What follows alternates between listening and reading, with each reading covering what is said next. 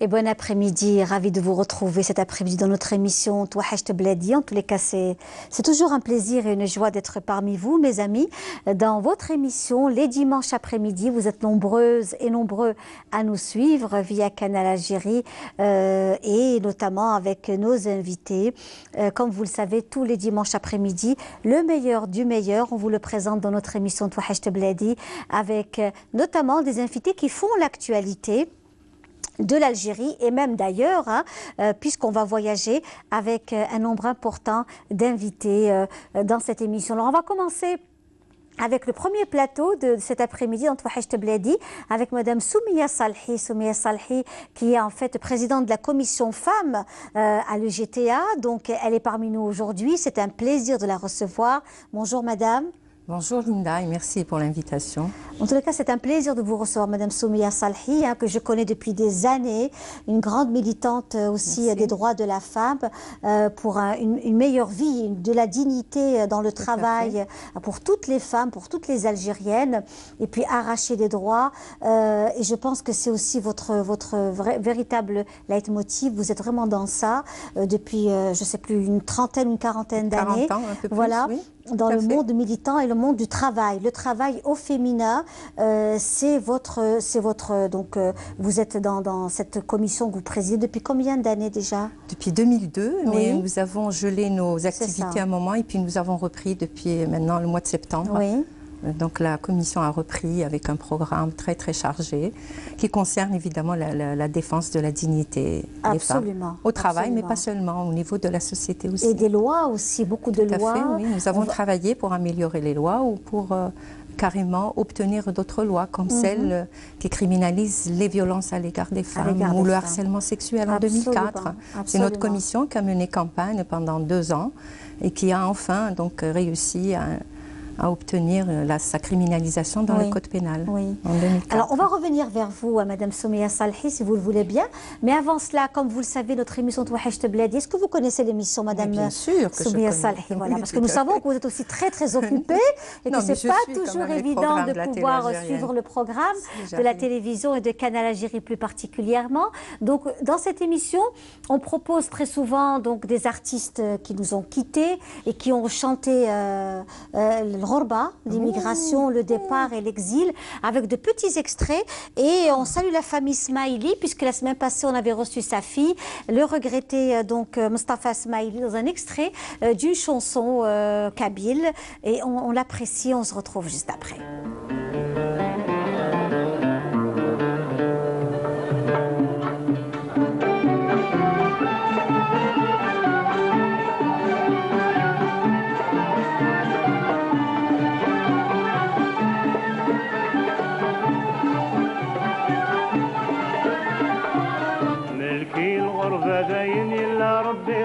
سلكنت ملكي الغربة داين نسيت نزير وغلم حيان ملكي الغربة داين إلا ربي راتي سلكنت ملكي الغربة داين نسيت نزير وغلم حيان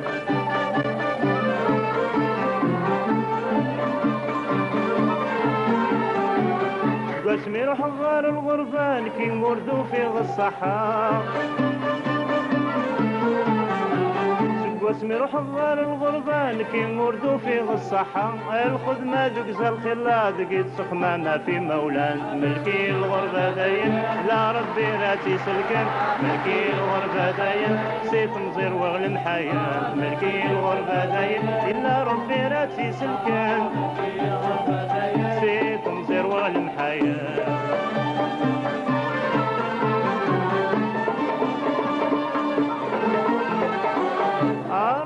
عفو في اللي نحصي ورخدي مغل صلاح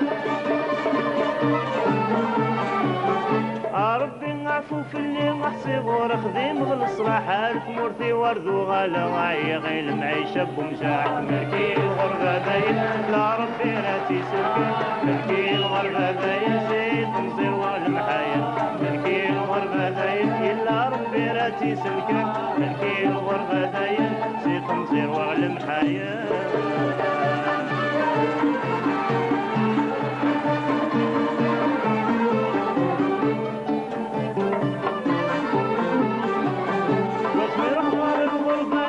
وردو في الصحة اسمي حضر الغرفة نكي وردو في الصحة الخدمة زقزة الخلا بقيت سخمة ما في مولاه ملكي الغربة دايم لا ربي لا تسلكان سيف مصير واغلم حياة. Voilà, c'est une véritable pépite que l'on vous propose dans notre émission Touahecht Bladi. Très belle chanson d'archives avec la famille Smaili. La semaine passée, souvenez-vous, on avait reçu sa fille qui était très émue de voir donc cet enregistrement qui date depuis très longtemps et qui n'avait elle-même jamais vu son père donc chanter en kabyle avec cet orchestre très ancien. Donc nous, on était très émus. On remercie Faudel, Faudel, notre script, qui est un véritable chercheur qui cherche et qui trouve de trésors, exactement. Voilà, on le salue. Donc on revient aussi vers vous, Madame Soumeya Salhi. On profite de votre présence parmi nous parce que nous savons aussi que vous êtes une femme très occupée de par vos activités, votre mobilisation. Vous êtes un peu partout. Vous participez à de grands événements internationaux. Ici en Algérie également, participez à créer des lois, à ce qu'on les applique aussi, à veiller à ce qu'on les applique. Oui. Vous participez à ce comité en fait qui rédige et qui propose des lois pour en fait une vie meilleure pour la femme algérienne, notamment dans le travail et dans sa famille. Oui. Disons que moi je milite en fait, je revendique à partir d'un constat, à partir de la réalité des femmes qui est faite d'injustice, d'arbitraire, de discrimination. Il faut savoir que cette réalité est partagée dans le monde entier. Les femmes du monde entier souffrent de l'oppression. Et nous travaillons comme les autres d'ailleurs, en nous organisant dans des associations d'abord, dans des mouvements, mais aussi au niveau du syndicat. Moi j'ai fait le choix de continuer à militer au sein du syndicat parce que je pense que la place de la travailleuse est au syndicat, que dans le syndicat, elle peut faire entendre sa voix, elle peut poser ses problèmes spécifiques, et il faut qu'elle soit présente, parce que même lorsque ce sont les hommes, en général, c'est eux qui sont dans les directions des syndicats, ici et ailleurs. C'est très masculin en fait, le monde du syndicalisme, c'est assez masculin, c'est un monde machiste, c'est un monde qui ne fait pas toujours la place qu'il faut à la femme, mais à la femme aussi d'agir pour qu'à la conquête de cette place qui lui permet de faire entendre sa voix, de poser ses problèmes spécifiques. Et donc moi j'ai fait le choix, déjà quand j'ai commencé à étudier à l'université d'Alger, j'ai étudié la psychologie, déjà à ce moment-là je m'étais engagée dans le collectif étudiants, c'est-à-dire on faisait du syndicat. Et le prolongement naturel, débouché naturel quand j'ai commencé à travailler, c'était d'intégrer le syndicat et d'adhérer au syndicat. C'était pas facile dans les années 70-80. Et puis après, donc j'ai pu être reconnue en fait par les dirigeants syndicaux, mais aussi par les travailleurs qui m'ont élue pour défendre les intérêts et des travailleurs et des travailleuses qui m'ont élue. Et j'ai fait le choix donc de m'investir dans le cadre du prolongement de ce que j'avais fait à l'université, parce que j'ai appartenu au collectif femmes, j'ai appartenu au cercle des étudiantes, qui était une véritable école, c'est-à-dire où on prenait plaisir à interroger. Mais il y avait une mouvance à cette époque. Absolument, non, 80, déjà fin 70, déjà quand je suis arrivée à l'université, je suis arrivée avec la contestation sur les avant-projets du code de la famille, statut personnel. Et donc, et puis après, donc il y avait un grand mouvement, le mouvement ouvrier, il y avait en Europe et notamment en France, donc le MLF et tout, donc il y avait cette onde de choc et tout. Et puis il y a notre réalité aussi algérienne, parce que nous avons bénéficié de la scolarisation au lendemain de l'indépendance. Les femmes ne représentaient que 3% dans la population active. Celles qui travaillaient n'étaient que 3%. Et nous étions quelques milliers à arriver à l'université. Et la rue nous a été prêtée juste pour aller au hammam ou là pour aller à l'école et tout. Et dans nos familles, c'est les familles qui choisissaient. C'est-à-dire, même quand on voulait travailler, c'était soit Konqabla, une sage-femme, soit Qarrif al-Msid, Cheikhat al-Msid. Donc, les choses. Et nous, on voulait autre chose. C'est-à-dire, on voulait étudier, effectivement. Nous avons bénéficié des bienfaits de l'indépendance. Donc nous avons été scolarisés, nous avons été à l'université. Donc on ne pouvait pas accepter le sort qui nous était réservé par nos familles. Donc on s'était organisé en collectif, en cercle, qui prenait plaisir à interroger tous les mécanismes de l'oppression des femmes. Pourquoi on nous interdit de faire du sport, pourquoi il faut négocier pour pouvoir travailler, pourquoi des choses qui aujourd'hui sont tout à fait légitimées, presque, normales, elles sont dans l'ordre des choses, elles sont complètement acquises. Ce n'était pas le cas à l'époque. Et donc, le meilleur cadre, c'était que les femmes puissent se retrouver entre elles, parler entre elles, parce qu'on est exclus. De toute façon, dans nos familles, on ne parle pas. C'est-à-dire les choses se passent entre hommes, les décisions se prennent entre hommes, et nous, on est exclus. Et donc, du coup, on n'a pas pris l'habitude ni de prendre la parole, donc on n'a pas pu acquérir cette assurance donc pour prendre la parole. Et donc, nous avons mis en place un collectif, et avec un ciné-club. Le ciné-club était aussi une véritable école, c'est-à-dire on faisait passer des films sur la condition des femmes, en Europe, en Égypte, c'était des films extrêmement intéressants. Donc, ils nous faisaient parler de cette réalité vécue par les femmes, de cette oppression.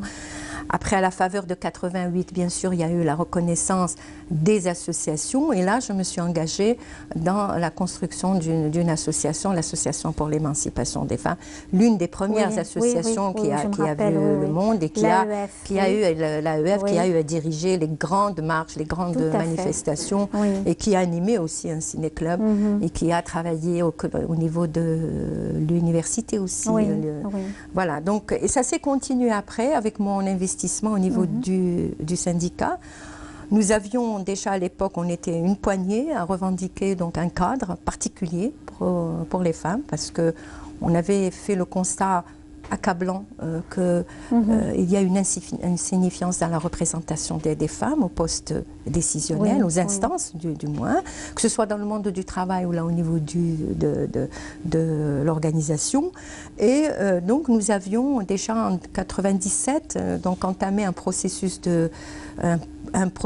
qui a débouché en 2000 par la reconnaissance du Congrès, le 10e d'ailleurs, en octobre 2000, il nous a enfin reconnu, ou donné, entre guillemets, un cadre dans lequel on pouvait élaborer des stratégies, des politiques, mais beaucoup plus essayer de reconnaître ensemble qu'il y a une réalité faite de discrimination à l'égard des femmes dans le monde du travail. Et c'est comme ça que la Commission a travaillé à promouvoir les femmes au poste de direction au niveau de l'UGTA, pas aux instances très supérieures, mais au moins au niveau des instances intermédiaires. Et puis nous avions mené campagne contre le harcèlement sexuel au travail. Nous avons eu donc à diriger un centre d'écoute pendant plusieurs années, donc j'ai eu à le diriger. Et puis voilà, et nous avons travaillé avec les associations pour une loi cadre sanctionnant les violences à l'égard des femmes. Et nous continuons toujours à revendiquer donc l'abrogation du code de la famille qui lui assure la permanence de l'oppression des femmes, qui est donc contraire à la loi suprême. Et puis, nous continuons à travailler pour changer aussi les pratiques sociales et les mentalités. Parce voilà, ça c'est vraiment aussi très important. Ça, c'est très important. Les lois sont... un travail au quotidien, c'est-à-dire que c'est vraiment un travail au quotidien que vous menez. Et là, ça nous fait vraiment chaud au cœur de vous recevoir.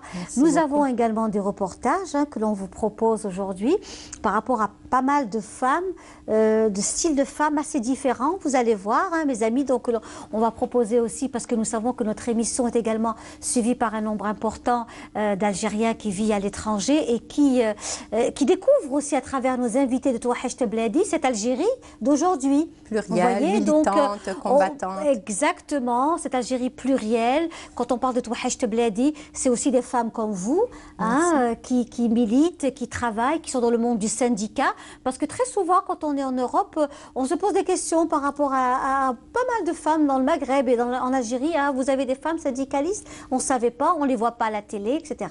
Donc pour nous, c'est aussi important d'aller dans la vulgarisation.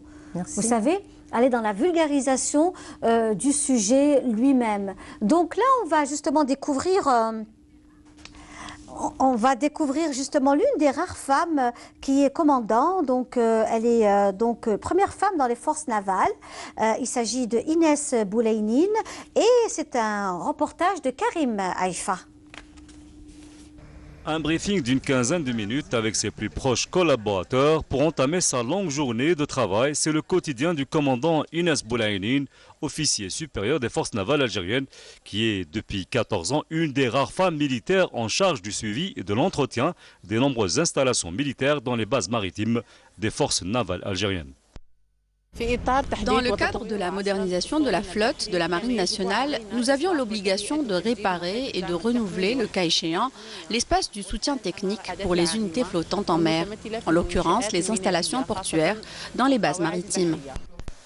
Une fois le diplôme d'architecte en poche, Inès a rapidement intégré les rangs de la Marine nationale où ses compétences en tant qu'architecte ont été vite exploitées par sa hiérarchie pour développer les infrastructures et installations militaires des bases maritimes, mais pas seulement. On m'a chargé de plusieurs missions, entre autres d'être à la tête de la cellule des moyens du bureau du génie militaire, de celui des finances, du service des infrastructures marines et actuellement je suis à la tête de la cellule des programmes d'utilisation des infrastructures de la Marine nationale. J'ai beaucoup appris auprès d'elle. Grâce à ce commandant émérite, maintenant j'ai acquis de l'expérience et plus de connaissances. L'intérêt que lui porte le commandement des forces navales algériennes et le respect qu'il lui voue lui a permis de devenir un exemple à suivre pour ses nombreux collègues, un exemple d'une femme qui a parfaitement réussi à s'intégrer dans les rangs de l'armée nationale populaire. Une femme qui a su gravir les échelons grâce à ses compétences et son dévouement dans une institution aussi exigeante que l'armée nationale populaire. Et voilà donc un très très beau reportage justement où on a en quelques minutes, à peine une minute, un peu le portrait d'une femme aujourd'hui qui mène une vie de famille, j'imagine, et qui a une fonction aussi importante. Oui, je voulais d'abord qu'on rende hommage aux Moudjahidettes, oui. Parce qu'on parle de l'armée de libération nationale, c'est l'occasion aussi oui. de rendre hommage aux et à Djohara qui nous a quittés. Il y a Thomas Ouzgan qui oui, nous a quittés il y a à peine un mois, ou un peu moins d'un oui. mois, Djohara Krou. Oui. Et ce sont des militantes, je veux dire, qui sont restées même après, je veux dire, à l'indépendance. Et c'est elles qui ont un peu légitimé notre mouvement de femmes pour les droits. L'action elle-même. Voilà, notre action. Alors, j'avais commencé tout à l'heure par dire qu'au lendemain de l'indépendance, nous étions à peine 3% à travailler. Et aujourd'hui, nous sommes un peu plus de 17,6% à travailler. Ça, c'est les chiffres officiels. Oui. Beaucoup sont versés dans l'informel. Il y a un grand manque de visibilité par rapport à cela. Oui, bien sûr. Et puis, il y a aujourd'hui une incursion des femmes dans des métiers qui, hier, étaient le monopole des hommes. Elles sont au niveau des chemins de fer, elles sont des conductrices de locomotives, contrôleurs. On les trouve partout. Elles sont générales, elles sont procureurs de la République. Plus de 40% des magistrats sont des femmes. Nous avons la parité au niveau de la santé, de l'éducation. Et donc, les femmes avancent, c'est-à-dire malgré tout. C'est-à-dire malgré la décennie noire, la décennie sanglante et tout, les femmes donc, ont continué à progresser. Nous sommes 65% parmi les diplômés. C'est important.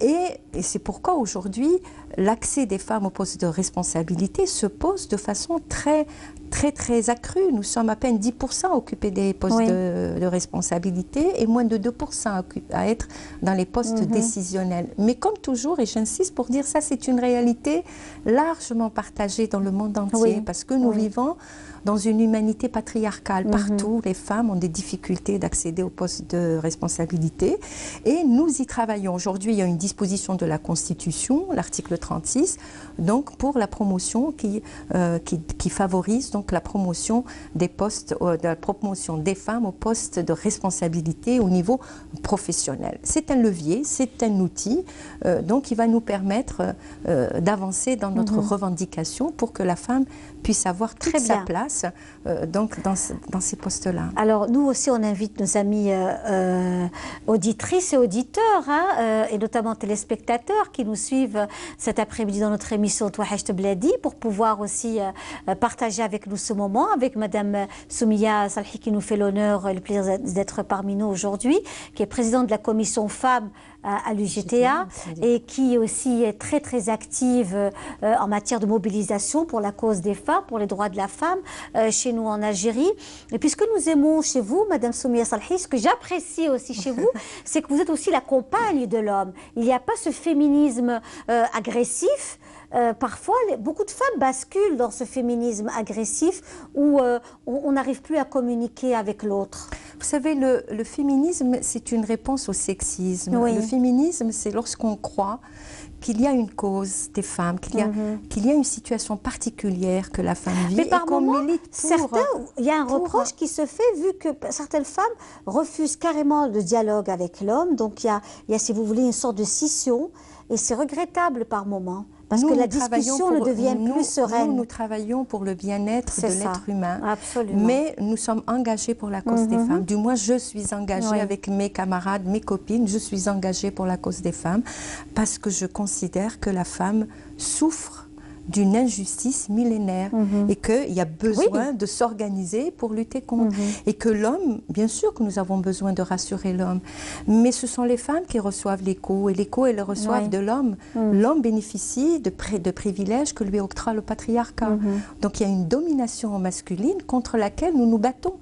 Nous ne nous battons pas contre l'homme en tant que l'homme, mais contre ses privilèges. Voilà.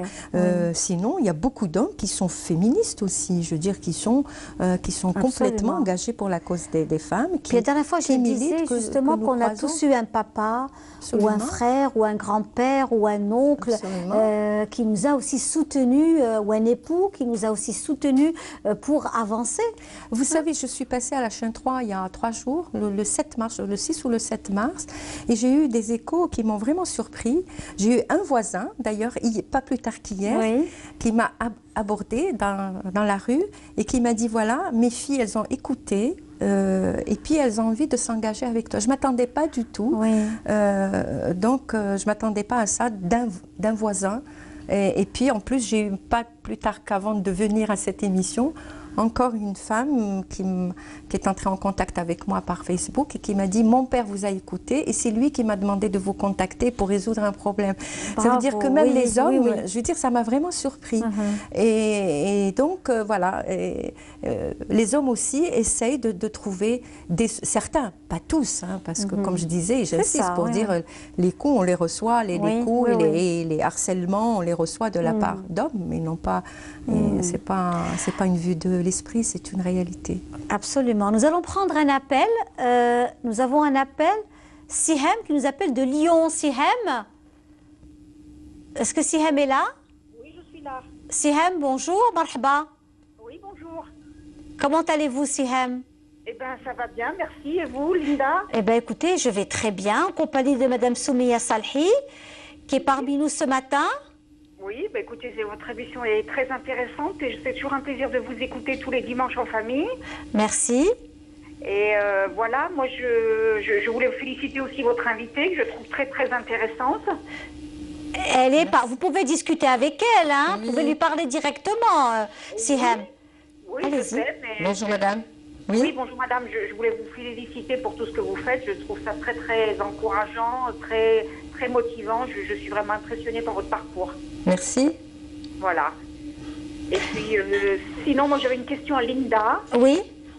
C'était juste pour vous dire, pour nous les binationaux, c'est un peu compliqué de venir jusqu'en Algérie. On aimerait bien découvrir notre pays, on serait vraiment très très heureuse de découvrir notre pays, mais je trouve qu'on a pas mal de tracasseries administratives malheureusement.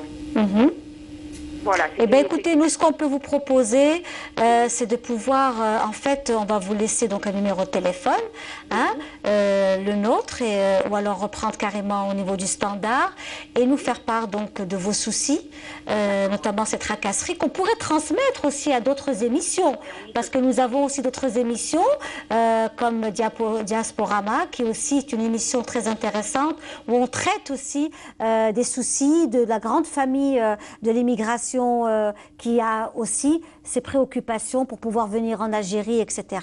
En tous les cas, merci beaucoup Siham, merci d'avoir été parmi nous aujourd'hui. Bon courage, merci beaucoup et bravo pour votre émission. Merci à vous et puis un grand salut à tous nos amis, vraiment de Lyon. Merci beaucoup, au revoir. Voilà. Donc effectivement, j'imagine que beaucoup de nos compatriotes qui vivent à l'étranger souhaiteraient aussi avoir un espace et participer. En tout cas, ils seront toujours les bienvenus dans notre émission Touhacht Bladi. Et je disais... Peut-être que ça vaut le coup de déplacer une fois de temps en temps. Eh bien oui, on va voir comment à Marseille on va faire. Paris, oui, on l'a déjà fait il y a quelques années. Ce serait bien qu'on reprenne aussi ce genre de rendez-vous. Et on est très content de vous recevoir parce que je pense que c'est aussi très important de faire découvrir à toute cette grande communauté qui nous suit à travers Canal Algérie, dans les 4 coins du monde, qui suit l'émission Touhacht Bladi. J'ai reçu justement un salut de Madame Hanan Malaika, que je salue justement, Hanan Malaika de Montréal, qui disait que vraiment Touhacht Bladi est très très suivi à Montréal. Je l'embrasse très fort, Hanan Malaika, qui est aussi une amie d'enfance et à qui je souhaite plein de bonnes choses à elle, qui est elle dans le monde de la radio aussi à Montréal. On lui souhaite une réussite professionnelle. À Hanan Malaika, si elle nous écoute cet après-midi dans Touhacht Bladi, je pense qu'elle nous suit aujourd'hui, c'est presque certain. Elle ne rate pas un numéro de Touhacht Bladi, voilà, exactement. S'il fait froid, donc elle est certainement à la maison face à la télé. Oui, effectivement. Alors on revient aussi vers vous et vers le programme de cette nouvelle année, parce qu'il y a eu quand même quelques années d'absence. Oui, tout à fait. On a gelé nos activités pour quelques années. Là, on redémarre. Et puis, nous avons initié une campagne contre les violences faites aux femmes, notamment la tolérance sociale, la banalisation de la violence. Le silence aussi, Madame Soumeya Salhi. Aujourd'hui, on a l'impression que les choses se sont vraiment... Il y a un certain recul où les femmes, en fait, ne se plaignent plus. Donc, il y a un silence. Ce silence que certains l'appellent un silence de la mort, parce qu'en fait, elles ne vont plus se plaindre dans les commissariats. Pour certaines, il y a eu un silence ces dernières années. Ce n'est pas le constat que je fais, au contraire. Moi, bien sûr qu'il y a un silence imposé lorsqu'il s'agit de violence et de harcèlement. C'est très difficile pour les femmes de se livrer au regard de la société. Bien sûr. C'est très difficile dans les cas de harcèlement parce qu'on n'a pas suffisamment de preuves. C'est très difficile de dénoncer son parent, son frère, son père et son mari.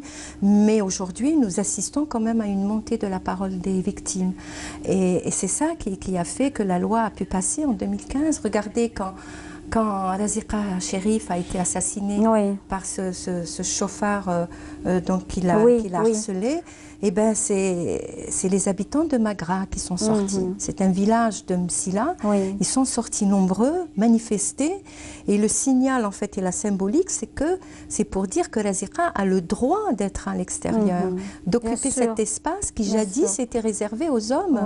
Et donc, c'est quelque chose qui contribue justement à faire passer les lois, à faire évoluer tout l'arsenal juridique et à faire aussi que les mentalités et les pratiques sociales changent.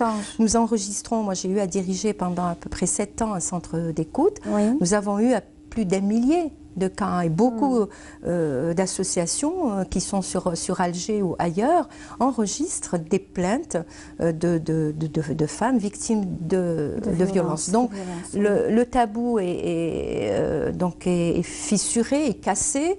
Les femmes de plus en plus se plaignent, mais c'est une réalité mondiale aussi. Je lisais un rapport de 2015 de l'ONU qui nous a révélé que 40% des femmes victimes de violences en parlaient à leurs proches et moins de 10% déposaient plainte.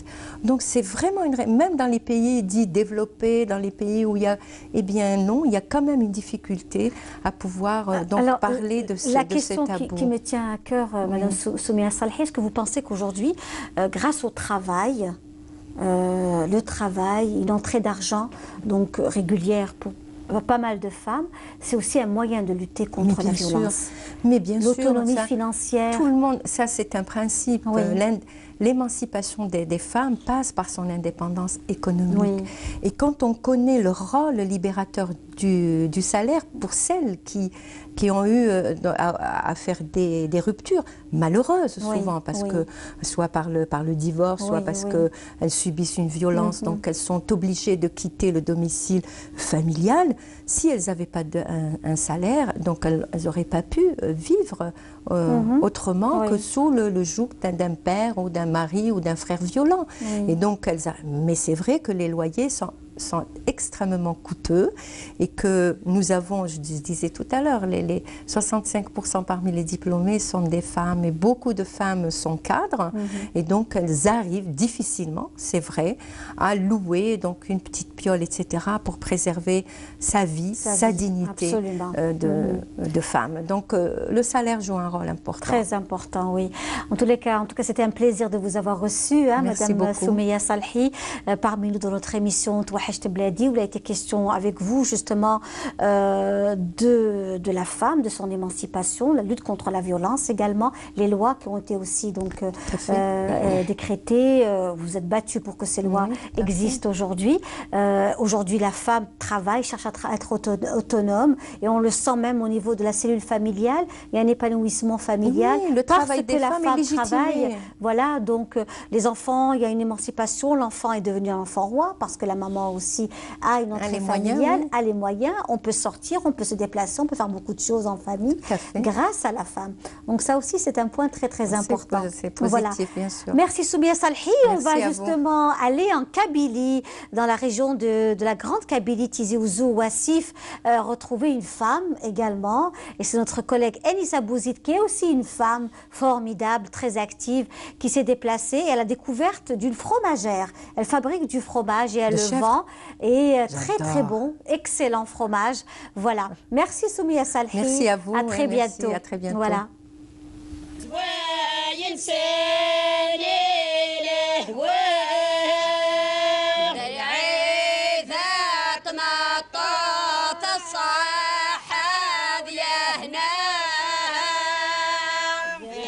Nous sommes dans la montagne de Djurdjura, à Bou Abdelrahman, dans la commune de Ait Ouassif, de la wilaya de Tizi Ouzou, où la famille Abdelmalek s'est lancée en 2001 dans la fabrication artisanale du fromage au lait cru de vache.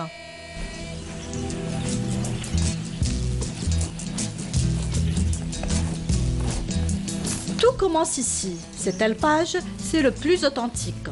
Elsré, le berger, veille sur son troupeau. Les vaches sont sur les pâturages jour et nuit. Oui, c'est un travail de famille, comme vous venez de voir. Moi et ma femme, nos enfants. Un manque à l'appel parce qu'il est à l'école, enfin au lycée. Sinon, pour l'instant, c'est familial. Voilà. Alors, il y a votre femme aussi, elle fait beaucoup de choses. Elle est à 90% de ce qu'on fait. Elle fait tout, pratiquement. Pratiquement, oui. Ça veut dire, nous, on l'aide, c'est tout.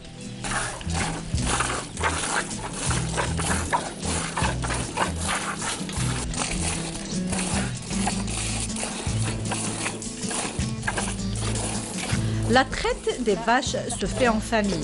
Une fois terminée, droit à la fromagerie.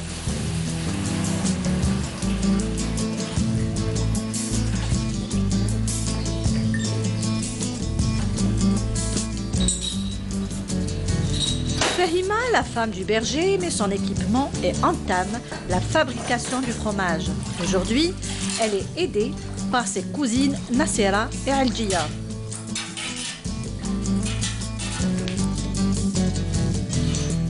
مي كاش حاجه لي برودوي شيميك كلشي ناتوريل الحليب عندي لا تمبيراتور عندي لا تمبيراتور تاع الحليب عندي لا بريزور لو سيل لا صال وين راني نخدم لازم تكون دوغري 18 16 دوغري ندير كليماتيزور لازم كوبي ها بشوف مازال تكسر مونيك سي سيرسيس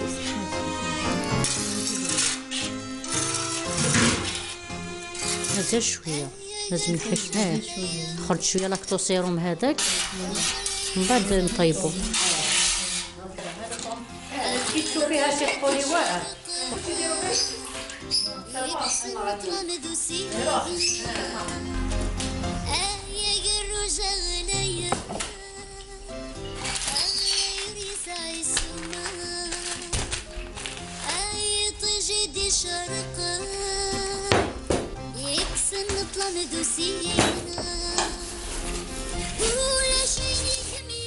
En collaboration avec une association ADPAL de Beniani, on a fait une formation. Alors, la première formation, c'était en 2005. C'était avec un fromager de France. C'était M. Michel Dupont. Mais on était déjà fromager. D'abord, quand il est venu, il trouvait des fromages. Même quand il est reparti en France, il a pris 3 ou 4 kilos de fromage avec lui. Il m'a dit, c'est pour leur dire, venez voir les fromages qu'on fabrique en Kabylie. Et c'est comme ça. Et puis cette association, quand même, ils m'ont fait 2 fois... Ils ont organisé 2 fois mon stage en France. J'ai été 2 fois en Alsace. J'ai fait 2 stages sur la conduite d'élevage et la fabrication des fromages. Ça nous a quand même apporté beaucoup de choses. Au fil du temps, Fahima a acquis de bons réflexes. Son fromage est connu par sa qualité. راجلي دار لي ستاج في الخارج دارنا هنايا وقرينا وحدنا قرينا وبدينا نخدموا وحدنا انا وراجلي ندير شوفي نقراو ومن بعد نجيبوا الحليب ونسيو شوفي كيف يخرج هذيك لاروسات هذه وهذه وعلاه ماشي مليح هذا بعد خلاص ولا تعلمنا كاع وحدنا تعلمنا وروحتنا. Femme courageuse et ambitieuse, Fahima a développé une grande variété de produits qui sont ensuite distribués dans les commerces et dépassent même les frontières.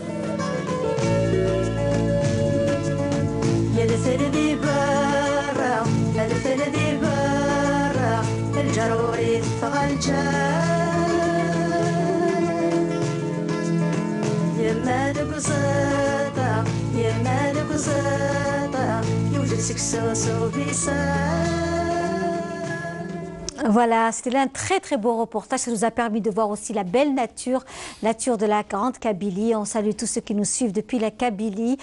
Aujourd'hui, dans notre émission Touachecht Bladi, le deuxième plateau de l'émission est très riche et garni, hein, avec des artistes, à savoir Sidi Ali Idriss, qui nous fait le plaisir d'être là. Bonjour. Bonjour Linda. Marhaba bik.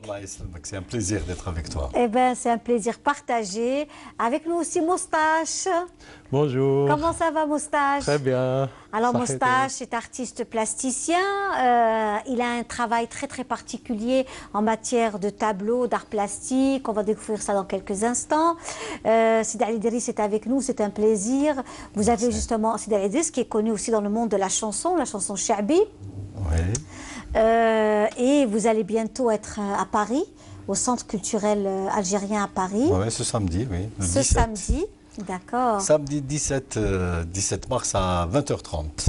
À 20h30 au Centre culturel algérien à Paris. Alors on va lancer un défi. On va voir toutes les personnes de Touachecht Bladi qui vont venir à votre concert à Paris. J'espère. Il faudra qu'elles viennent et vous disent je vous ai vu dans Touachecht Bladi et on vient assister au concert. Voilà, l'affiche est là. Voilà, il y a toutes les informations qu'il faut, l'adresse. Oui, bien sûr. Le centre culturel est connu. Le centre culturel algérien est connu. Voilà, donc c'est à la rue de la Croix-Niver, métro Boussico. D'accord. Donc et rendez-vous le 17 à 20h30. Je vous attends. Voilà, et on verra, il faudra nous rendre la réponse. Hein. Si tu as eu des invités de Touachecht Bladi. Absolument, on va essayer même de faire des directs à travers les réseaux sociaux. Eh ben oui, voilà, pourquoi pas. Oui, tout à fait. Alors, Sidi Ali Idriss, vous êtes un passionné de la chanson chabi. Vous avez été aussi dans la musique andalouse. Vous avez fréquenté l'association culturelle. Le Fenoul Adeb du Ruisseau. Du Ruisseau. Ainsi que le Kharjia, par la suite l'Andalousia. d'Alger. Très bien.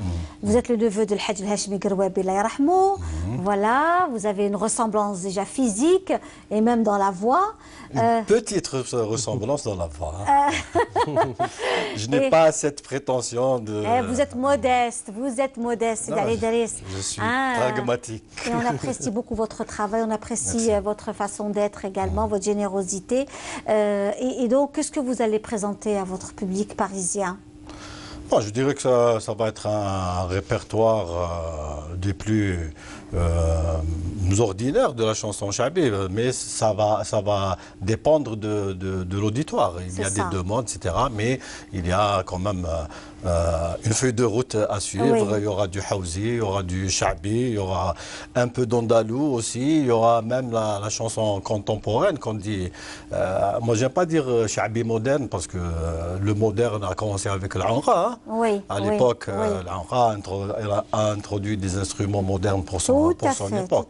Donc, je dirais chanson contemporaine, là, actuelle, là, telle que mes propres chansons,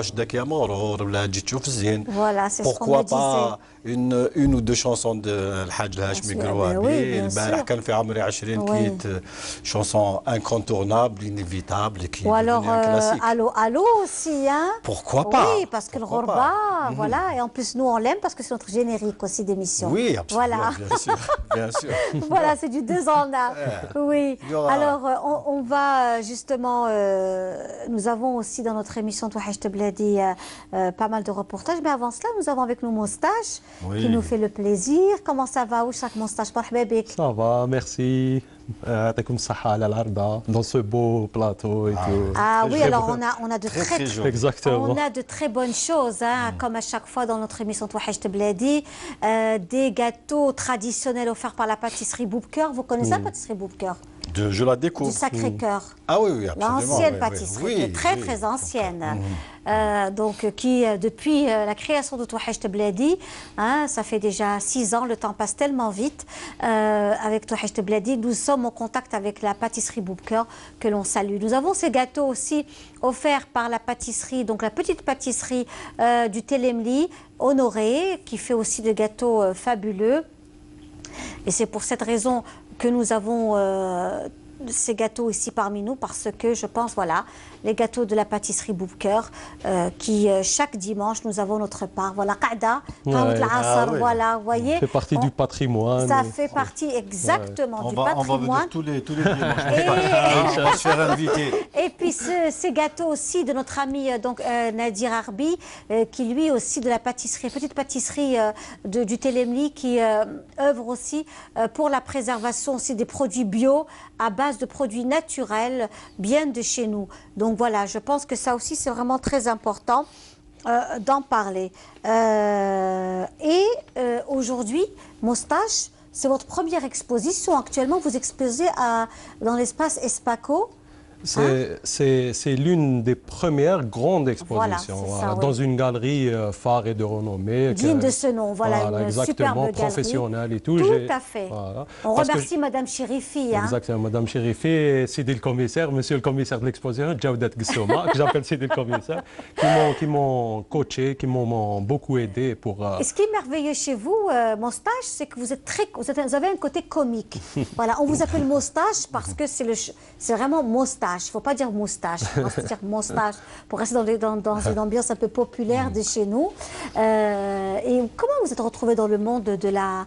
En fait, vous avez été sérigraphe à un moment, vous avez travaillé dans la sérigraphie. Vous avez fait Polytech, vous êtes polytechnicien. Hein? Je suis diplômé de l'école polytechnique d'Al Harrach, je suis ingénieur. Ensuite, j'ai fait un master en management. Et en même temps, je travaille dans les nouvelles technologies comme développeur web et designer. Oui. Et ces outils... avec l'influence des cafés, de mon café à Boumerdesk, c'est Café Le Mador, que je salue toute l'équipe et tout. Et vous suivez cet après-midi? Ah, sûrement, force. Dédicace à toute l'équipe. Ah oui, il faut les saluer alors. Voilà. Hein. تحياتنا أردوان وقال العصابة on appelle ça l'عصابة voilà toute l'équipe. Oui. Alors cet univers populaire café, souk, le houma, oui. les quartiers, on peut dire aussi le jama, la mosquée, oui. tous les lieux populaires, le stade aussi, où il y a cette intelligence populaire qui fait ressortir des icônes ou là de l'art, des fois des chansons, c'est cet univers. Et en même temps, voilà, comme on dit, culture populaire, chabi. Voilà, et vous, dans votre travail, voilà, on a cette cage avec un double 6. Hein? Est-ce que c'est le Maqnine ou c'est qui est dans cette... D'habitude, quand on voit ce genre de cage, c'est toujours pour le... Parce qu'à Alger, dans le Grand Alger, et même à l'Est, à l'Ouest, un peu partout à travers le territoire national, l'oiseau est très présent dans les maisons, la cage. Exactement. La cage de l'oiseau est très présente. Hein? Et vous avez mis un double 6. Double 6, oui. Alors, expliquez-nous. Il y a plusieurs lectures et en même temps, c'est un hommage au Maqnine. Au chardonneret, voilà. Et que j'ai fait une œuvre à un ami, Zaki, qui a un projet, il s'appelle Zaki Project. Je lui avais fait une couverture d'album. C'était Zaki en mandole qui jouait dans une cage. Et c'était pour... Vous parlez de Zaki Mihoubi? Zaki Mihoubi, que je salue. Voilà, je collabore souvent avec... Voilà, alors je l'ai mis à l'intérieur d'une cage, j'ai joué avec un mandole en hommage au Maqnine, en hommage à la chanson Le Maqnine Zen, en même temps en hommage à la chanson El Bandi, parce qu'il avait fait une reprise d'El Bandi, alors c'est le bandit dans sa cage, encagé. Et en même temps, il y a plusieurs lectures. Et dans l'exposition, j'ai, pour dévorer l'espace de la galerie et pour remplir l'espace, Jawdat Gsouma m'avait conseillé de faire des installations et accompagner mes posters, mes créations avec des installations. Bien, alors, l'une de ces installations, c'est les cages. En hommage, j'ai fait une série de 3 cages à Agdak et j'ai mis à l'intérieur ce domino. En hommage, on dit souvent, lorsqu'on arrive dans une impasse, on a double 6. C'est une expression très... Voilà, c'est ça, c'est en même temps... Alors, j'utilise ces dictes en général et que je détourne et je essaie de me les réapproprier. Voilà. Mais en tout cas, c'est très, très... En fait, parce que quand on voit cette cage, on pense tout de suite à l'oiseau, comme je disais tout à l'heure, au Maqnine plus particulièrement, qui accompagne les familles. Ils se trimballent avec leur cage un peu partout. Donc, c'est vraiment quelque chose de très particulier. Vous, donc, il y a cette symbolique. Donc, il y a une installation aussi à Espaco, c'est ça? Il y a plusieurs installations. Toutes mes œuvres sont accompagnées d'installations. D'accord. Alors, il y a une installation en hommage à mon café, le Mador, et en même temps, il y a notre boisson adorée nationale qui fait partie de la pop culture algérienne. Voilà. Il y a aussi, j'ai fait un hommage... C'est le nom d'une famille, hein? Exactement. Voilà, la famille Hamoud. Donc voilà, et vous êtes revenu donc sur cette fameuse boisson qui fait partie de notre identité. De la culture.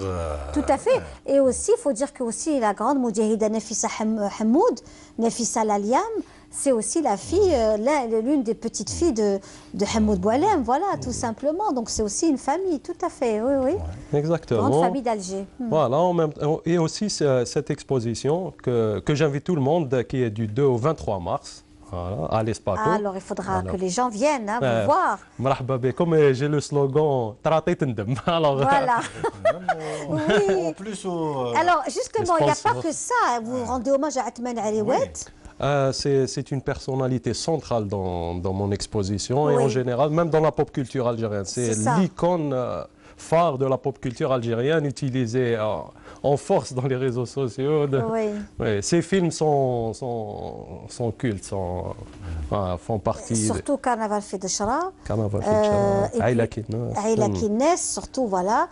Et vous avez repris, vous l'avez traduit en anglais. Parlez-nous un peu de ce slogan. Voilà, alors le titre de l'exposition... Lâchez-vous, lâchez-vous. C'est génial. Dites-nous, racontez-nous tout, on veut tout savoir. Alors le titre de l'exposition, c'est Sog Your Mother is Open at Night. C'est-à-dire? Alors c'est la traduction en algérien, c'est Sogmo qui fait le Oui, c'est une réplique. Une réplique culte de Cheikh Atman Ariouet que je salue. Voilà, qui était son épouse dans le film. Voilà. Oui. Alors, c'est cette réplique que j'ai utilisée comme titre, en hommage à la pop culture à Atman Ariouet spécialement. Voilà. Et ensuite, il y a cette illustration qui... Regardez ce qu'on est en train de suivre. Voilà, c'est l'affiche. Oui. Alors, il y a le logo que je voulais créer en faisant un souk institutionnalisé, truc. Oui, voilà. oui. Et j'ai fait des slogans de marketing pour attirer, voilà, عرض خاص, une promo. J'ai mis un QR code. Le oui, QR code, ça, oui. voilà, vous envoie, lorsqu'on scanne, il vous envoie vers la vidéo du film. Super, d'accord. Et il y a la miniature. Oui. En hommage à Bachir Illes, et à les frères Rassim. Voilà, j'ai utilisé des personnages de la pop culture et des personnages des miniatures. Et mes personnages à moi. Il y a aussi il y a Lotfi Attar aussi qui fait partie. C'est une légende. Voilà, de la pop. Voilà. Zidane. Voilà. Des icônes. Exactement. Il y a aussi Ammi Majid. J'ai mis Ammi Majid, c'est une personne... Est-ce qu'on peut voir justement les personnages de l'exposition? Ammi Majid, c'est un poète que j'ai rencontré dans mon café à Dakar. Voilà, on est en train de voir. C'est un poète qui écrit le et c'est lui qui m'a fait découvrir les perles de la poésie populaire. C'est des perles.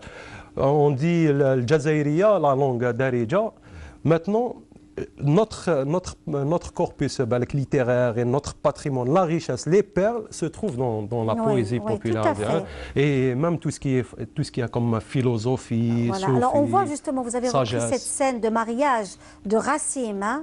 C'est ça, mais vous l'avez retravaillé à votre manière. Et voilà, Cheikh Atman Aïwat au centre. Tout à fait, Mato Blounès.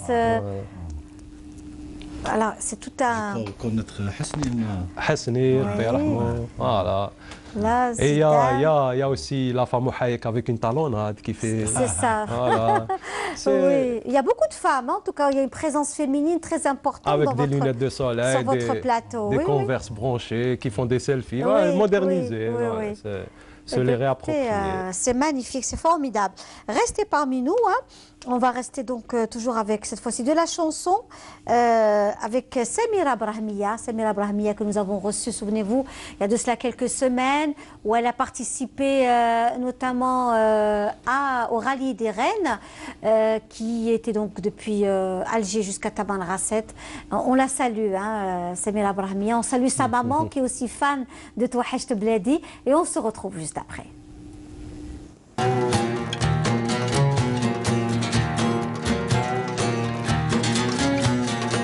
Je ne te connais pas, mais bien souvent je t'ai rêvé. J'entends les chants kabyles dans ta casbah et sur ton île de vie, les rires des aimés.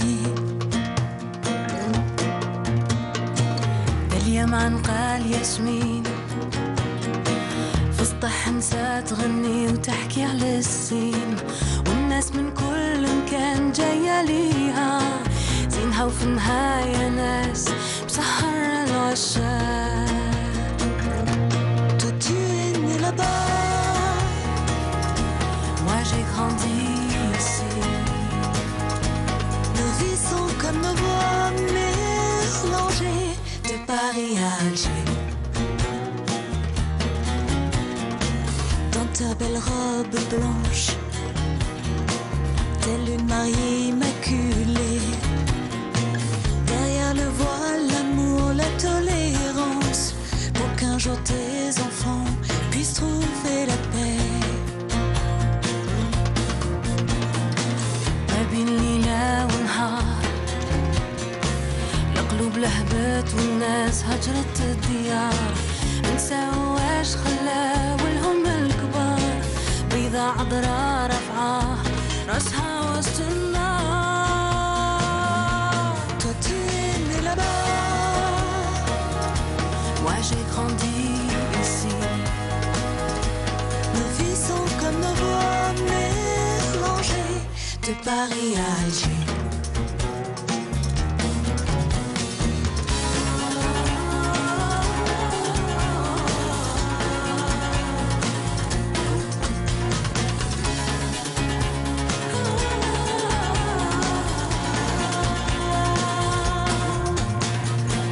J'imagine Bab el Oued,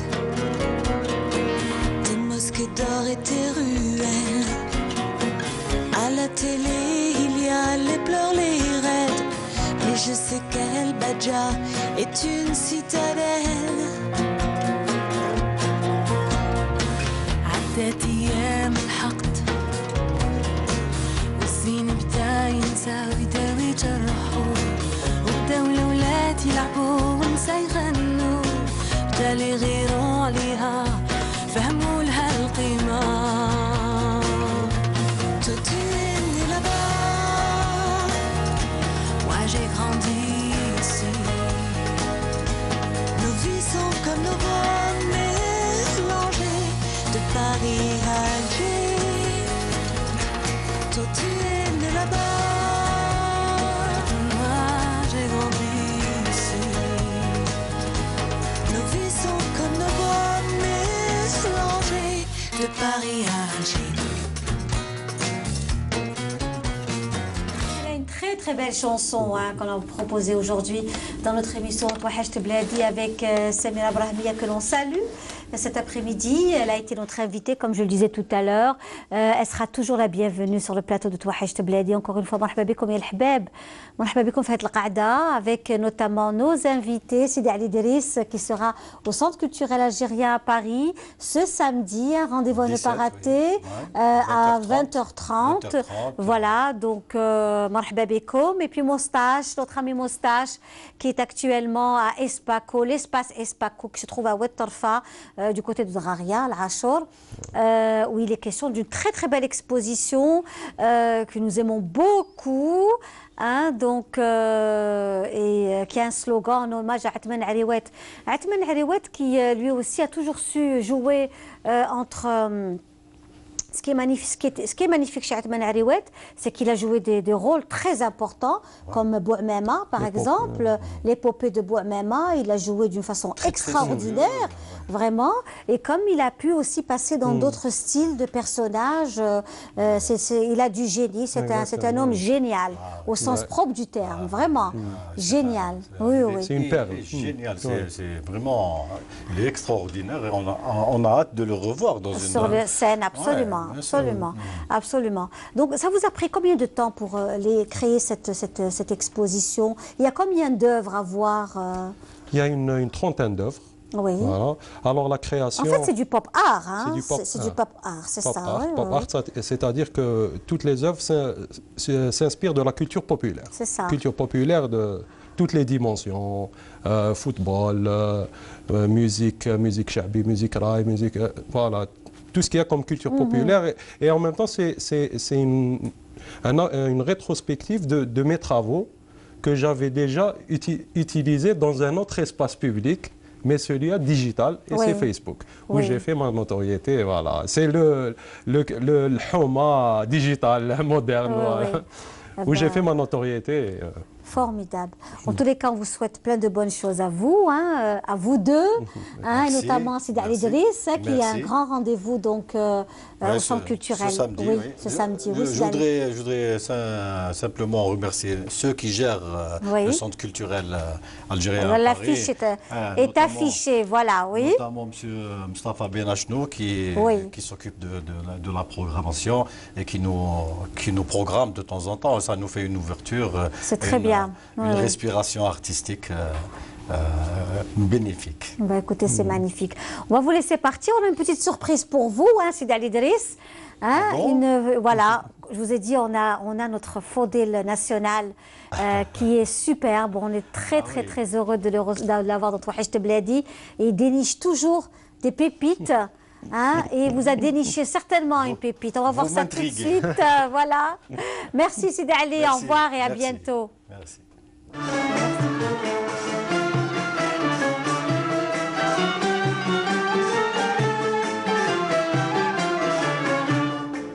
كيف عملي وحيلتي في منشكي بالأمر كيف عملي وحيلتي معول في سابغ الشفار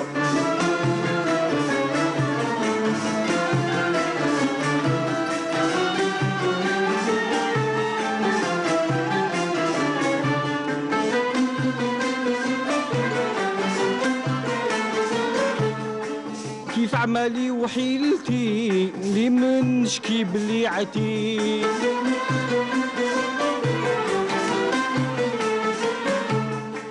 كيف عمالي وحيلتي اللي من نشكي بليعتي مشارس لي منيتي في ساعة جاني بشي خبر منو تقوى دمعتي فنيت وخاطري طهر كيف عمالي وحيلتي نشكي بالأمر كيف عمالي وحيلتي معول في سابق الشمار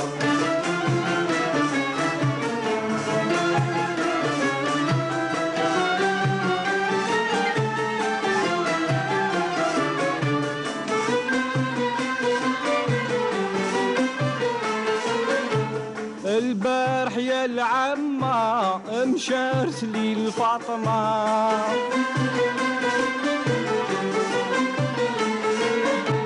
البارح يا العمة مشارس لي الفاطمة قالها يا القايمة لله بركاب من الغدر بالواحد رافع السما سألتك يا سابغ الشفر كيف عمالي وحيلتي نشكي بالأمر كيف عمالي وحيلتي نعاود في سابغ الشفر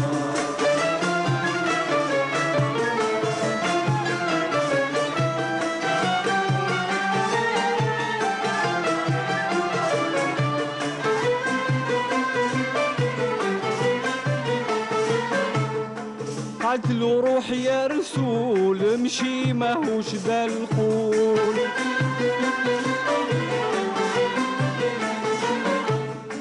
قالت له روح يا رسول امشي ماهوش ذا القول راهو يدور على الفضول الحس وقلت الوطر الله لا يشوف لي وصول غير الله يرزق وصبر كيف عمالي وحيلتي نشكي بالأمر كيف عمالي وحيلتي عمل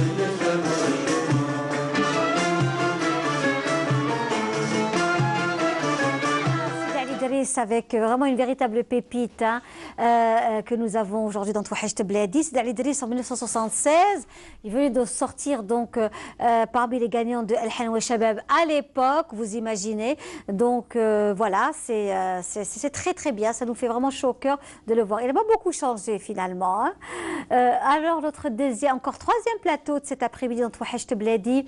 D'autres personnes aussi. On reste dans les rendez-vous à l'international avec notamment Karim Akrouf qui nous fait l'honneur et le plaisir d'être là. Bonsoir Karim, marhaba bik. Bonsoir et merci pour l'invitation. Je suis très honorée. La première fois que je passe. Oui, tout à fait. Vous êtes passé avec nous pendant le Ramadan. Voilà. On a passé de très bons moments ensemble. Ouais, voilà. D'excellents moments que je n'oublierai jamais. Écoutez, on est honorés. Karim Akrouf. Karim Akrouf qui est un grand monsieur du monde de la mode et notamment de la tenue traditionnelle algérienne, modernisée, revisitée, mais avec vraiment la touche authentique. Il est parmi nous aujourd'hui parce qu'il va aussi participer prochainement à un grand événement à Montréal, n'est-ce pas? Tout à fait, voilà. Donc, Inch'Allah, bientôt, le 24 avril, je suis invité avec une association que je crois que vous connaissez. Bien sûr que l'on connaît très bien. Qui s'appelle Club Avenir. Oui, oui. Donc, c'est... avec Madame Tina Septi. Tina Septi qui a la présidence. Donc on la salue, justement. On la salue, voilà.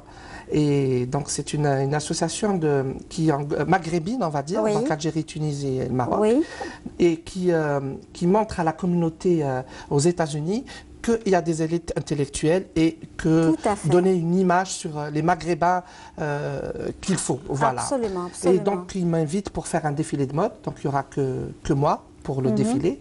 Inch'Allah, je serai à la hauteur et donc voilà, à Montréal, dans un théâtre qui s'appelle le Théâtre de Plaza à Montréal. Tout à fait.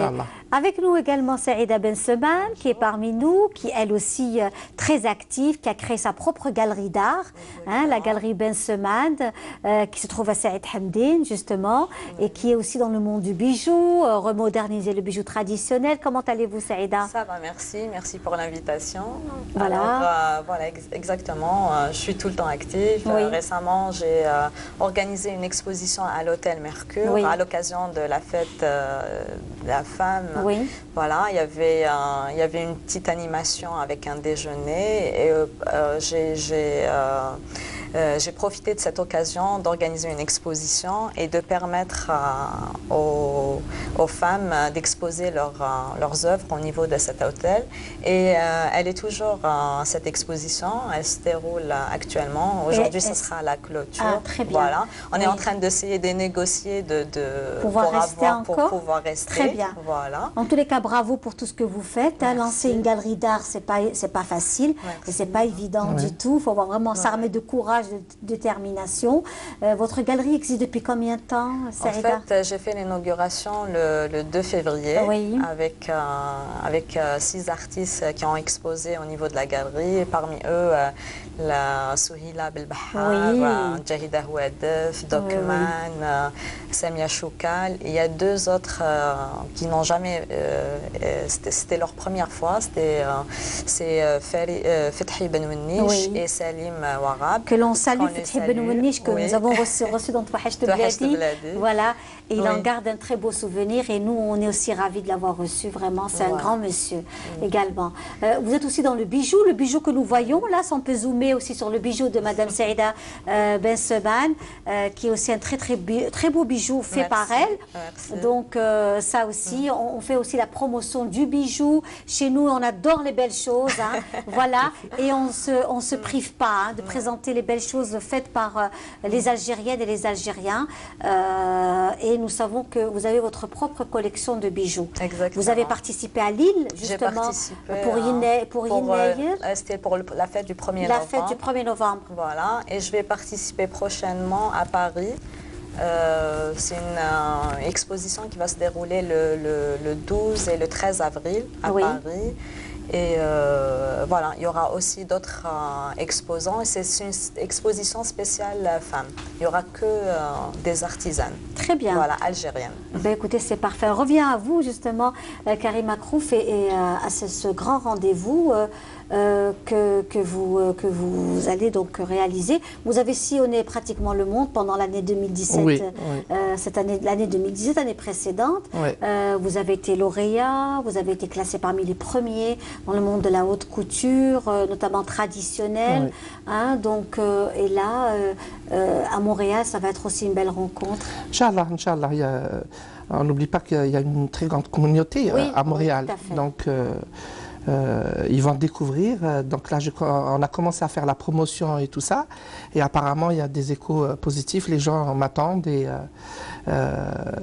l'honneur est pour moi et pour l'Algérie, on va dire. Parce que quand moi je voyage Karima Krouf, d'accord, mais je représente l'Algérie. Je suis l'ambassadeur de la tenue traditionnelle. Donc j'espère qu'il y aura aussi, toujours, je souhaite pour d'autres créateurs de découvrir le monde et de donner une image positive sur la tenue traditionnelle, parce qu'elle était mise un peu à l'écart. Et là, je crois que ça commence à bouger dans la mode en Algérie. Et ça va bouger encore plus, Inch'Allah. Voilà. Et vous êtes aussi dans le beau, vous êtes dans l'excellence.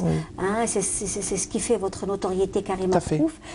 Vous êtes vraiment dans les belles étoffes, les belles pièces, les pierres précieuses, etc.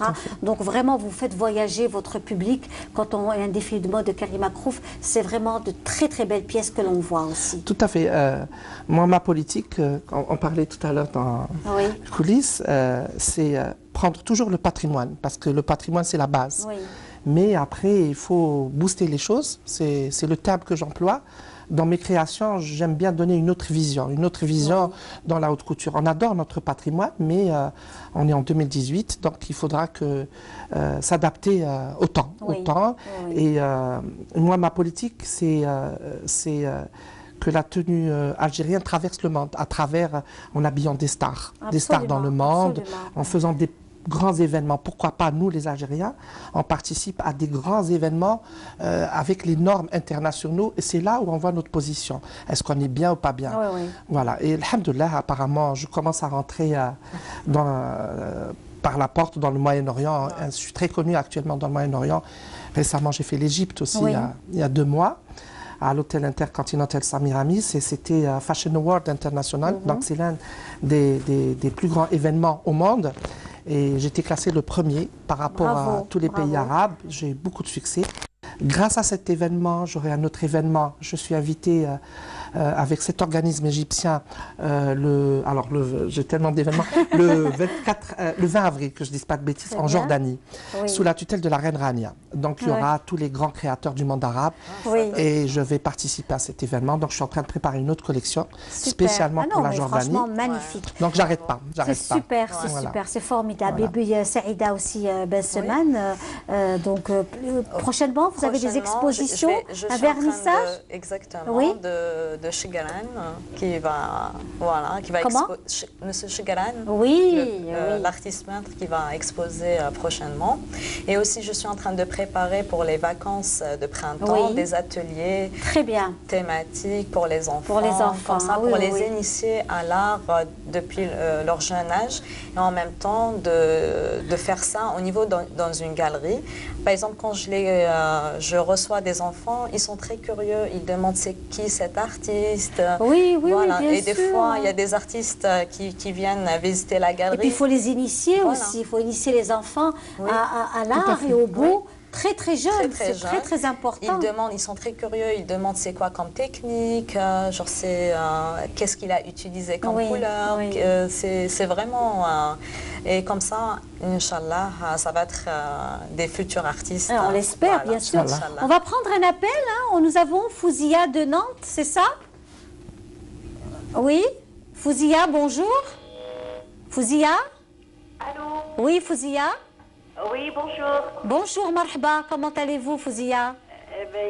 Ça va, je vous remercie. Vous êtes maquillée très. Alhamdulillah, marhaba. Allah ysalmek, Allah ysalmek. Je vous appelle Linda, c'est pour vous féliciter d'abord pour votre émission. Merci beaucoup. Voilà, on ne peut plus s'en passer, c'est tous les dimanches. Oui. Voilà, donc avec Saha et pourvu que ça continue, nous sommes vraiment... C'est un pont vers l'Algérie à partir de l'étranger. Donc, justement, Monsieur Karim Akrouf, qui est un grand styliste, modéliste, qui fait des merveilles en matière de tenue traditionnelle.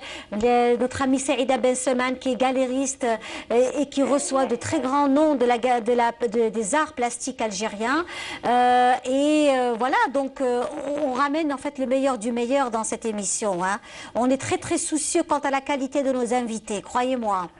Oui, je constate. Je leur souhaite du succès pour leur exposition respective. Merci beaucoup. Inch'Allah. Merci beaucoup. Merci Fouzia de nous avoir appelés. On vous embrasse bien fort. Et à très bientôt. Beslema, au revoir. Voilà, donc prochainement, ce sera donc combien de temps exactement votre prochaine expo? Alors, ça va être en fin mars, début avril, et elle va durer pendant 3 semaines. Très bien. Voilà. Parfait. En tous les cas, merci Saïda d'avoir été parmi nous aujourd'hui. On va vous laisser partir et rester parmi nous, Karim Akrouf. On va recevoir dans quelques instants une autre personnalité du monde, de la culture, de pas mal de choses dans quelques instants, mais on va voyager à travers le territoire national. Vous avez été nombreux à nous demander tourisme, place au tourisme, et notamment avec la région d'El Oued, El Oued qui est une très très belle région d'Algérie que nous aimons beaucoup, que nous apprécions et qu'on essaie à travers toi, Hachete Bladi, de vous faire découvrir toutes les beautés. On essaye, parce que l'Algérie est un pays continent. Et ce n'est pas toujours évident de pouvoir faire découvrir toutes les richesses. Alors aujourd'hui, c'est avec Hicham Daou, notre cher collègue. On va aller à Oued-Souf. Merci Saïda d'avoir été parmi nous. Et bon courage et bonne continuation. Merci.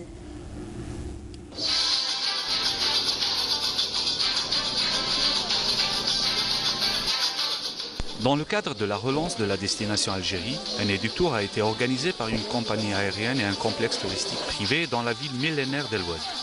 Accompagnés par le ministère du Tourisme et de l'Artisanat, plusieurs tours opérateurs français ont participé à ce voyage de reconnaissance de sites touristiques.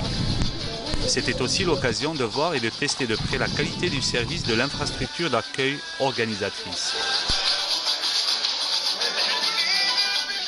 Nous, lorsque nous avons lancé cet éductour, nous avons justement accueilli beaucoup de demandes de tour opérateurs et de maïs français qui souhaitaient venir. Et compte tenu des délais très très courts, nous avons dû même refuser certaines demandes et voir la possibilité justement de les faire venir ultérieurement. Le ministère du Tourisme, il est là pour accompagner toutes les initiatives, qu'elles soient publiques, privées ou autres, en matière de promotion de la destination Algérie, promotion de l'investissement, promotion de l'activité touristique, mais que aussi le ministère ne fait pas de différence entre le public, le privé, etc. Salut. Les potentialités touristiques et culturelles qu'offre la destination d'El Oued n'a pas laissé les participants de l'Éductour indifférents. Les représentants des tours opérateurs français ont montré une satisfaction et un grand intérêt pour cette destination d'El Oued.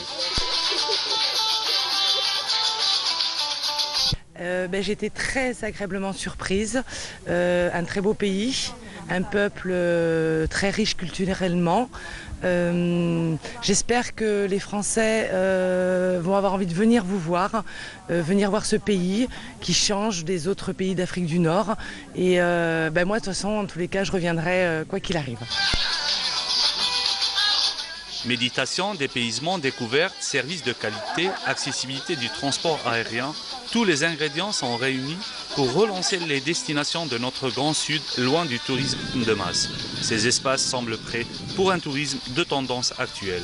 Nous sommes dans l'ère du tourisme durable. Voilà, de retour avec bien sûr la discussion quand on reçoit des invités aussi riches et aussi intéressants. On discute également et on apprécie nos reportages. Avec nous, Madame Hosna Serri. Bonjour Hosna. Bonjour Linda. Merci d'être là, Hosna Serri. Merci de nous avoir invités, c'est gentil. C'est un plaisir de vous recevoir, Hosna Serri, que nous aimons beaucoup, qui fait toujours de très belles... Déjà, elle, c'est une fleur, Hosna, n'est-ce pas? C'est gentil. Elle est magnifique, magnifique. Elle embellit de jour en jour parce que je pense qu'elle est aussi très épanouie dans ce qu'elle fait. Je le pense. Oui. Hein? Quand on aime ce qu'on fait, on ne peut que s'épanouir. Tout à fait, tout à fait. Alors, Hosna Serri, d'abord, elle a commencé dans le monde du patchwork. Hein, on l'a reçue il y a de cela, très longtemps. Une dizaine d'années. L'époque, c'était le Qaada. Le Qaada, dans le Qaada. Je me rappelle, vous étiez venue avec un groupe aussi de femmes magnifiques. Mon professeur, Madame Bouawina, voilà, que Madame je salue. Bouawina, que l'on salue cet après-midi. Ouais. Et puis, vous êtes venue aujourd'hui avec aussi un hommage à votre papa, qui était aussi un ami de notre émission, Touhacht Bladi, et dans le Qaada aussi, avec ce très beau livre. Oui, c'est sa biographie, le dernier livre qu'il avait fait avant son décès. Oui. Oui, ça retrace toute sa vie. C'est ça. Oui. Donc nous, on l'avait aussi reçu plusieurs fois, où on a parlé de musique andalouse, tout un monsieur très raffiné, un grand monsieur de l'Algérie. Voilà. Un génie de la musique. Absolument. C'est ce que je dis toujours. Grand. Et on salue votre maman, hein? Rabia, oui. Voilà, Rabia. Qui est là, qui est en train de nous écouter d'ailleurs. Écoutez, on l'embrasse bien fort parce que c'est aussi une grande dame. Oui. Cette photo de votre papa, aussi. Et ça, c'est en 1954.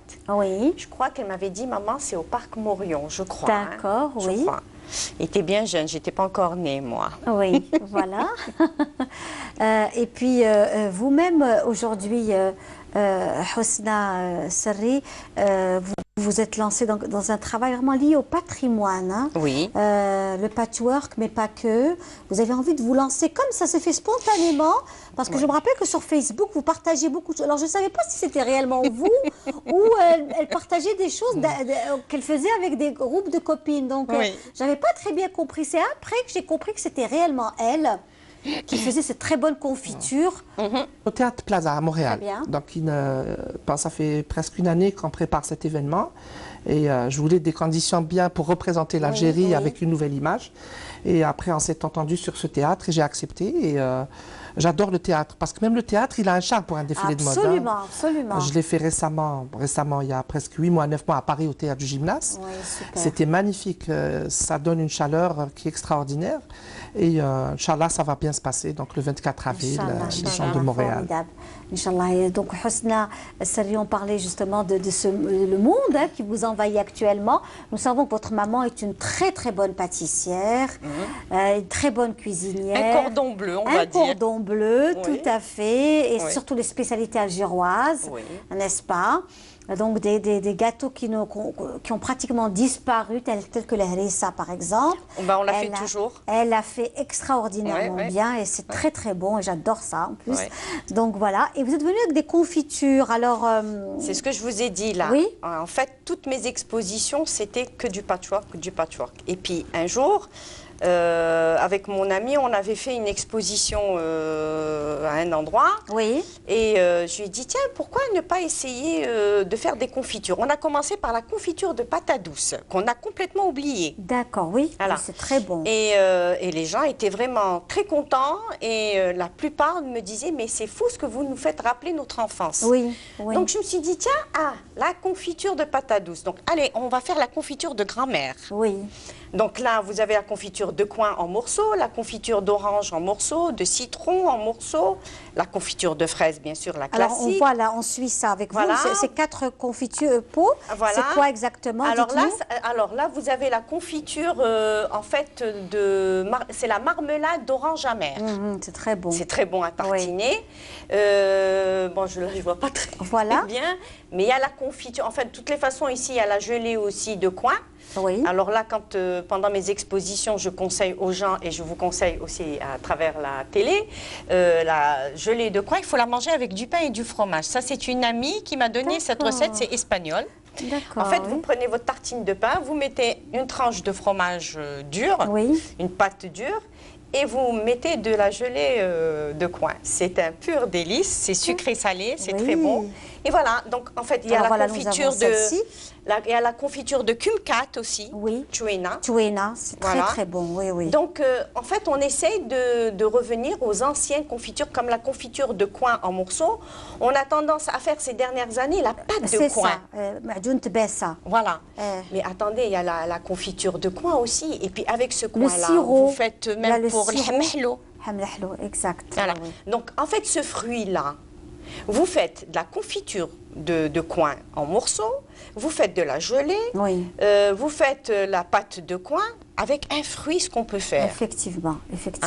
Et il y a même un plat aussi traditionnel. Oui, je vous ai dit, le hamhlo, on le fait aussi. Et il n'y a pas de conservateur, il n'y a pas de colorant, c'est vraiment du produit naturel. Les bocaux sont stérilisés, donc tant que c'est fermé, c'est des confitures qui tiennent très longtemps. Mais après, il faut dire que ça, c'est une passion. C'est ça. C'est vraiment pas à titre commercial. J'ai envie de faire redécouvrir aux gens nos anciennes confitures. C'est comme ça que ça a commencé. Mais vous savez, c'est avec la passion. On commence comme ça et puis après, on se retrouve dans... J'ai reçu beaucoup de personnes comme ça qui ont démarré avec le chocolat, par exemple. On salue Madame Tarakli, qui a commencé à faire du chocolat que pour sa famille. Et puis là, maintenant, elle s'est lancée dans l'entrepreneuriat. On découvre des petits dons. C'est ça. Mais bon, après, je resterai toujours dans mon patchwork parce que j'adore ça. C'est ma passion aussi. Vous avez aussi enseigné? Ça fait 10 ans que je donne des cours de patchwork. C'est ça. Et je suis contente parce que j'ai tellement formé de femmes qu'il y a eu des femmes qui sont venues ici sur ce plateau, qui ont présenté les produits. Je trouve que c'est formidable. Pour moi, j'ai atteint mon but. En fait, c'est enseigner, c'est apprendre ce que j'ai appris par Madame Bouawina. Tout à fait. C'est grâce à elle que je suis arrivée à faire ce que je fais aujourd'hui. Absolument. Et j'aimerais continuer à enseigner et ça me permet aux femmes de s'épanouir, d'être bien. Je le dis toujours, que c'est une excellente thérapie. Absolument. En tous les cas, merci pour toutes ces belles choses. Je vous en prie. Voilà, ce patchwork, ce travail. Alors, le travail que vous avez là, Linda, c'est un travail fait à la main. Oui. Ça, c'est un travail que j'ai fait pendant que j'étais malade. Oui. Et ça m'a permis de remonter la pente. C'est pour vous dire que le patchwork... Ça a été une thérapie. C'est un bon remontant. C'est un bon remontant, exactement. Et ça, c'est le derwiche tourneur. Voilà, le derwiche tourneur et l'amour absolu. Absolument. C'est l'amour absolu, voilà. Absolument. Et en tous les cas, merci beaucoup. Merci, je vous en prie. Karim Akrouf, d'avoir été parmi nous. Merci à notre amie Hosna Seri également pour toutes ces douceurs. On remercie bien sûr la pâtisserie Bouker pour ses gâteaux anciens et fidèles. Et aussi la pâtisserie Honorée du Télémli, la petite pâtisserie Honorée du Télémli, à qui bien sûr on nous souhaite plein de bonnes choses. N'oubliez pas également, nous avons la page YouTube de Canal Algérie pour revoir ne serait-ce que des extraits de notre émission Touahecht Bladi sur Facebook également, où vous pouvez donc revoir des extraits de l'émission Touahecht Bladi via Facebook et notre page YouTube. Merci beaucoup, merci à vous tous. Tahalaouna fil Jazair, wassalamu alaikum pour un autre rendez-vous Touahecht Bladi à dimanche prochain. Au revoir. زهو الروح في القلب دهنا مرتاح البال سر الفن رقاته معناته نغماته سر الزين يكمل بالمحاسن برافع وحنان لما راسم كيف فكروني يا مزمان علموني هاد الدنيا حكاية تعدي كيل منام المراسم كيف فكروني ليا مزمان علموني هذا الدنيا حكاية تعدي كيل منام